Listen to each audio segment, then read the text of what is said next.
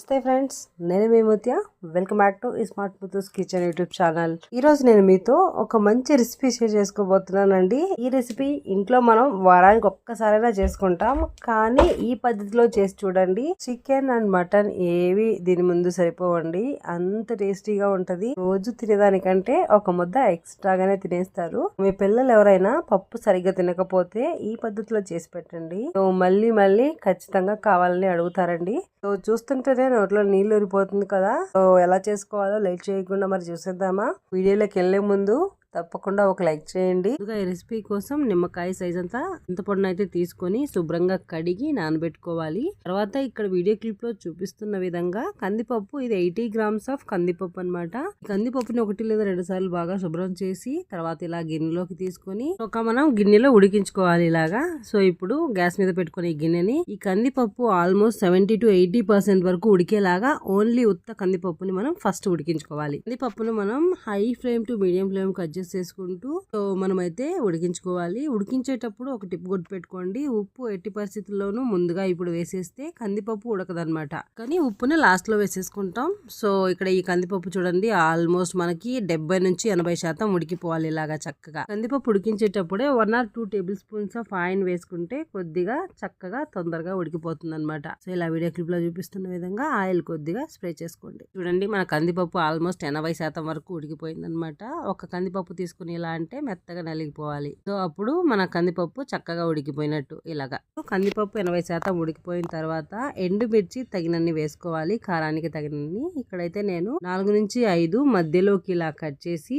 అయితే వేసేసుకోవాలన్నమాట. దీంతో పాటే టమోటాలు, ఇలాగా పండిన టమోటాలు 4 ఇలా పెద్ద సైజులో కట్ చేసి వేసేసుకుందాం. దీంతో పాటే 1/2 tablespoon ఆఫ్ పసుపు అండ్ 1.5 tablespoon ఆఫ్ జీలకర్ర వేసుకోవాలి. జీలకర్ర ఎక్కువ వేయడం వల్ల టేస్ట్ అనేది బాగుంటది, డైజెషన్ కూడా బాగుంటది అనమాట. అవన్నీ ఒకసారి ఇలా కలుపుకొని తర్వాత అయితే ఇలాగైతే మన సొరకాయ, సగం సొరకాయ పీల్ తీసుకొని చక్కగా ఇలా ముక్కలుగా కట్ చేసి ఇందులోకి వేసేసుకోవాలన్నమాట. చక్కగా సొరకాయ ముక్కలన్నీ వేసేసిన తర్వాత ఒకసారి చక్కగా కలుపుకోండి. ఇప్పుడు వాటర్ సరిపోకపోతే దీన్ని వాటర్ వేసుకోవాలి. ఎక్కువగా వాటర్ వేసుకుంటే అంత బాగుండదేమో అండి, అందుకని ఉడకడానికి తగ్గట్టుగా మాత్రమే వేసుకోవాలన్నమాట. చూడండి, నేను ఎక్కువ వేసుకోలేదు, జస్ట్ ఉడకడానికి సరిపోయే వాటర్ అయితే వేసేసుకున్నాను. ఇది బాగా థిక్గా ఉంటేనే బాగుంటది అనమాట. నీళ్లు ఎక్కువ పోస్తే అంత బాగుండకపోవచ్చు. ఇప్పుడు మనం మూత పెట్టేసి ఉడికించుకోవాలి. మూత పెట్టే కన్నా ముందు ఇక్కడైతే నేను పుదీనా కొద్దిగా కట్ చేసి శుభ్రం చేసి సన్నగా కట్ చేసి వేసేస్తున్నాను. దీంతో పాటు మనం కొత్తిమీర కూడా వేసేసుకుందాం. ఈ రెండు వేసేసిన తర్వాత మూత పెట్టేసి బాగా ఉడికించుకోవాలి. వేసిన సొరకాయ, మనం వేసిన వెజిటబుల్స్ అన్ని బాగా మెత్తగా ఉడికేంత వరకు మంటని మీడియం టు లో ఫ్లేమ్ లో అడ్జస్ట్ చేసుకుంటూ మూత పెట్టేసి మనం బాగా ఒక 20 నిమిషాల వరకు ఉడికించుకోవాలన్నమాట. మధ్య మధ్యలో అడుగంటకుండా ఇలా కలిపెడుతూ ఉండాలి. మనం వాటర్ తక్కువ పోసాం కాబట్టి సో మధ్య మధ్యలో కలిగి పెడుతూ ఉంటే అడుగంటకుండా ఉంటది అనమాట. ఇలా చక్కగా ఇలా మనం సొరకాయని ఇలా అంటే 2 ముక్కలుగా పోవాలన్నమాట మెత్తగా. ఇప్పుడు వెజిటబుల్స్ మొత్తం అన్ని ఉడికిపోయాయి అనుకున్న తర్వాత లాస్ట్ లో మనం గ్యాస్ ఆపేస్తాము అన్న ఒక 10 నిమిషాల ముందు శుభ్రంగా కడిగి సన్నగా కట్ చేసుకున్న కొత్తిమీర అండ్ ముందుగా నానబెట్టి పెట్టుకున్న చింతపండు ఇందులో వేసేసేయాలన్నమాట. ఈ చింతపండు కొత్తిమీర వేసాక 10 నిమిషాలు ఉడికితే సరిపోతుంది అనమాట. సో చక్కగా 10 నిమిషాలు ఉడికించిన తర్వాత ఆపేసేసి 1 tablespoon ఆఫ్ కల్లుప్పు వేసేస్తున్నాను. లాస్ట్ లో వేయడం వల్ల మన వెజిటబుల్స్ అన్ని బాగా ఉడుకుతాయండి, అందుకే ఎప్పుడైనా ఉప్పుని లాస్ట్ లో వేసుకోవడమే బెటర్ అనమాట.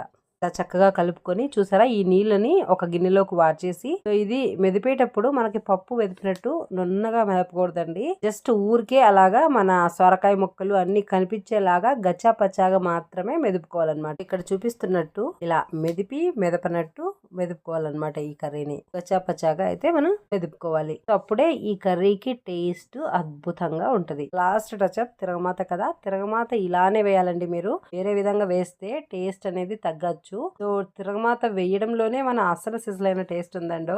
సో ఇది ఫాలో అయిపోయి వేసేయండి. గ్యాస్ మీద కడాయిని పెట్టుకుని అందులోకి తగినంత ఆయిల్ వేసుకోవాలి. ఇక్కడ 5 to 6 tablespoon ఆఫ్ ఆయిల్ వేసేసుకుంటున్నాం. ఆయిల్ కొద్దిగా వేడైన తర్వాత 1 tablespoon ఆఫ్ ఆవాలు, 1 tablespoon ఆఫ్ జీలకర్ర అండ్ 1 tablespoon ఆఫ్ పచ్చిశనగపప్పు, ఈ పప్పు దినుసులు అన్ని వేసేసాక ఇప్పుడు ఆవాలు చిట్పట్లాడిన తర్వాత మిర్చి ఒక 3 లేదా 4 ఇలా కొన్ని కట్ చేసి వేసుకోండి, కొన్ని ఫుల్ గా వేసుకోండి, బాగుంటది. ఇవన్నీ చక్కగా చక్కగా ఒక్కసారి కలుపుకుందాం. తర్వాత వెల్లుల్లి పొట్టు విలిచి ఇలా సన్నగా కట్ చేసి వేసేసుకోవాలి. ఒక 5 నుంచి 6 వెల్లుల్లి వేసుకుంటే సరిపోతుంది అనమాట. దీంతో పాటే ఒక పెద్ద సైజ్ ఆఫ్ ఉల్లిపాయ తీసుకుని ఇలా నిలువుగా కట్ చేసి వేసేసుకోవాలన్నమాట.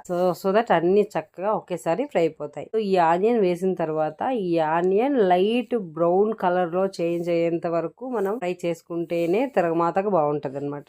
సో అది కలర్ బాగా మారిపోవాలి. పాటే మనం కరివేపాకు కూడా వేసేసుకుంటే అది కూడా చక్కగా క్రిస్పీగా ఫ్రై అయిపోతుంది అనమాట. సో ఇలా ఆనియన్స్ మంచి కలర్ చేంజ్ అయిన తర్వాతే మన కర్రీని ఇందులోకి వేసేసుకోవాలన్నమాట.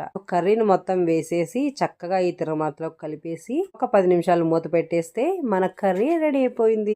సగం కర్రీ టేస్ట్ తిరగమాత పెట్టేటప్పుడే ఆ వాసనకే మన కడుపు నిండిపోతుందండి. సో అసలైన టేస్ట్ తిరగమాత పెట్టడంలోనే అని నేనైతే చెప్తాను. తిరగమాత టేస్ట్ కే కడుపు నిండిపోతుందంటే మీరు నమ్ముతారా? ఒక్కసారి ట్రై చేసి చూడండి, ఖచ్చితంగా నమ్ముతారండి బాబు, అంత బాగుంటది. So thank you for watching.